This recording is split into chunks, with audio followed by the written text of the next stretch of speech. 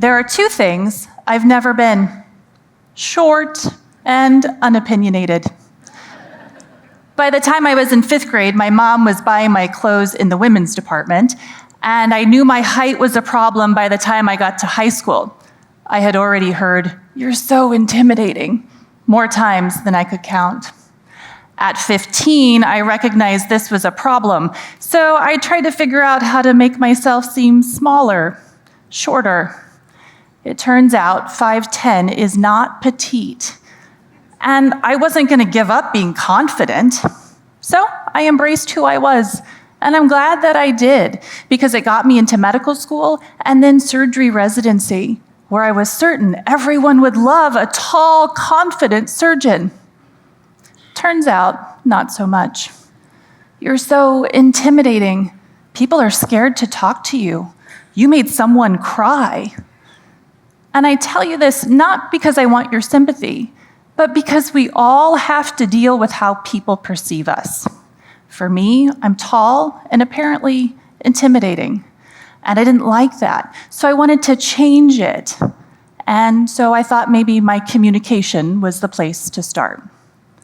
After 9 years of residency and fellowship, I found myself in Charleston, South Carolina, and it was there, sitting in a conference room, about to review cases for cancer patients, that I embraced my next challenge. An image filled the screen. It was a 37-year-old mother of 2, and her tumor was pushing on her organs and hugging important arteries and veins. But I knew what that was, and I could take care of it.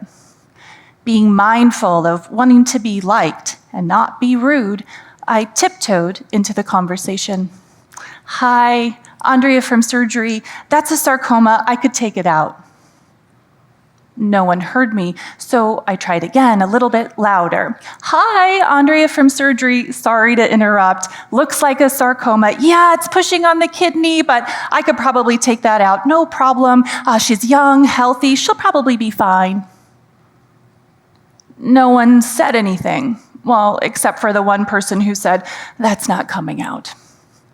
And I sat there, embarrassed, wondering what had I missed. And then I heard it, a loud, strong, clear voice from across the room. "Just take the tumor out with the kidney." And everyone turned to look in that direction while simultaneously nodding their heads in agreement.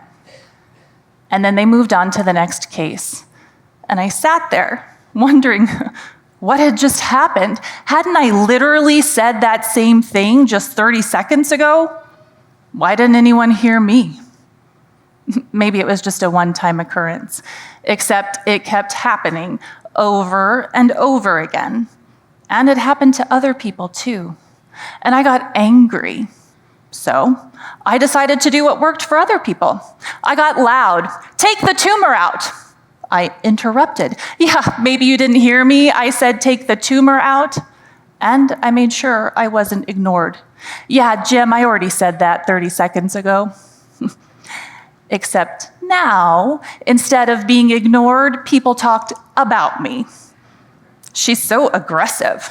Why is she so defensive? She's kind of bitchy." I had fallen into the trap. You see, I had tried to be kind and polite, but instead that didn't work for me. So I became aggressive. Where was the fine line between being overly apologetic and being aggressive? So I did what any good scientist would do. I analyzed my behavior, and then I read everything that I could about the problem.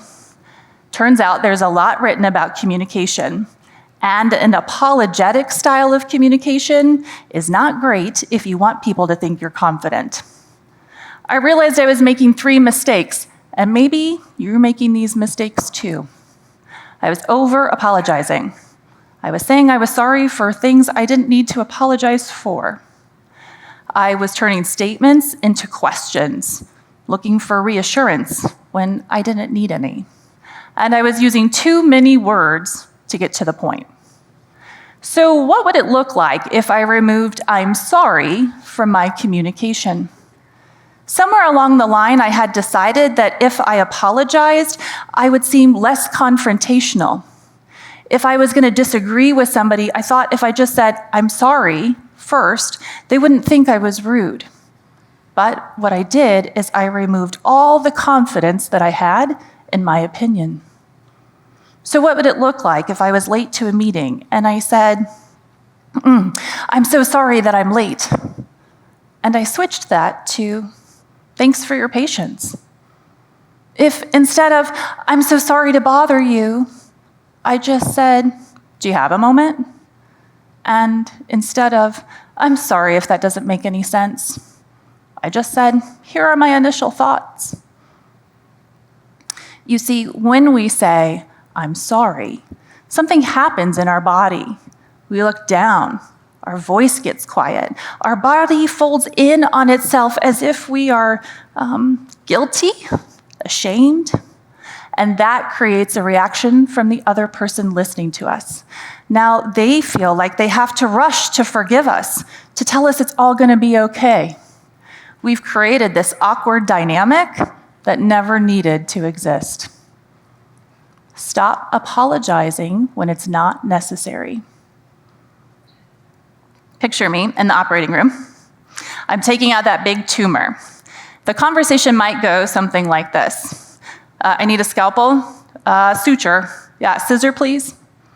It's direct because everyone knows the job that they're there to do, and we all have one objective: take the tumor out. But when I stepped outside of the operating room, I became less comfortable in my leadership role, even though that's part of my job. I felt guilty delegating tasks. So I thought I would seem nicer, kinder, if I just phrased it as a question. "Could you get those labs for Mrs. Smith? Oh, Mr. Thomas really needs a CT scan if you have time." But in phrasing it that way, while I thought I was being kind and polite, I was actually devaluing the task. And now people didn't know, well, did those labs really need to get done? Is that CT scan really that important? Maybe I don't have time to get to it and I'll just do it later. All I needed to do was phrase it as a statement with please and thank you.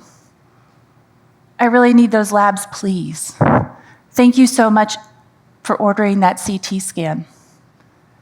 People want to feel valued and appreciated, and they want to feel like they're part of the team.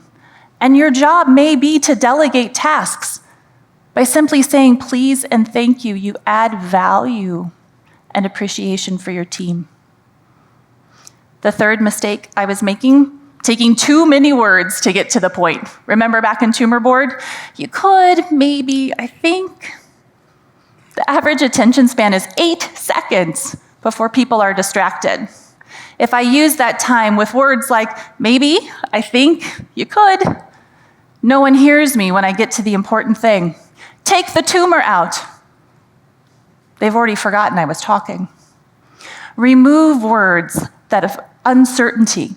You could, maybe, you should. Be strong, be concise, and clear in your language. You may be thinking, "I don't make any of those mistakes. I'm a confident communicator. This talk is not for me." And if that's the case, I have a challenge for you.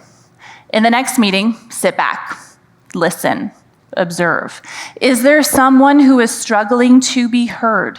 Can you elevate that individual? Can you call them out by name? "Yeah, Andrea had a great point about 30 seconds ago. Maybe she wants to talk about it a little bit more." In doing so, you not only elevate that individual, you elevate yourself. People see you as a leader because you're able to bring everyone together and you're not just in it for yourself. I'm going to ask you to do something hard today. I want you to examine your communication style. Are you overly apologetic? Are you overly aggressive? Look at your texts, your emails. Think about the last presentation that you gave. Do you apologize when it's not necessary? Do you turn statements into questions as if you're seeking reassurance? Do you use too many words to get to the point? And then the really hard thing, ask someone, your boss, your friend, your spouse, Get actual feedback from someone else on how you're perceived, and decide if that's something you want to change. You see, when you work on your communication skills, it not only helps you as an individual, in your job, but even your most important personal relationships.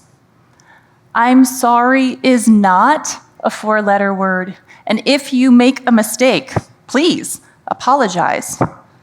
But it means so much more when it's genuine and necessary. Thank you.